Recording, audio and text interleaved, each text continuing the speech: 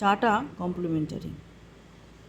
আসলেই পেয়ে যাবে সমুদ্রের ধারে ব্লু ভিউ, যে হোটেলে এক্ষুনি আমরা ব্রেকফাস্টে উঠব 4 তলায়। তার আগে বেডটি দেয়। যেহেতু আমরা সানসেট দেখতে গেছিলাম, তো ঠিক 7টার সময় আমরা বলেছিলাম আগের দিন বেডটি দিতে, তো সেটাই দিয়ে গেছে।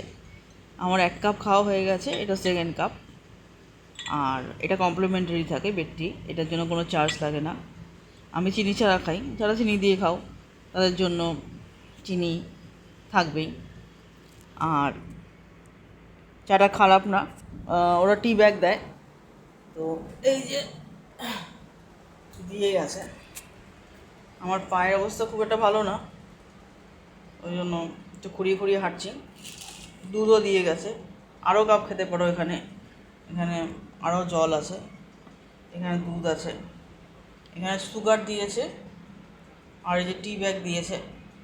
তো আমি তো সুগার খাই না, দুধটা আছে, হয়তো আরেকটা কাপ চা বানিয়ে খেতে পারি, এই ব্যাস। আমার মা র চা খায়।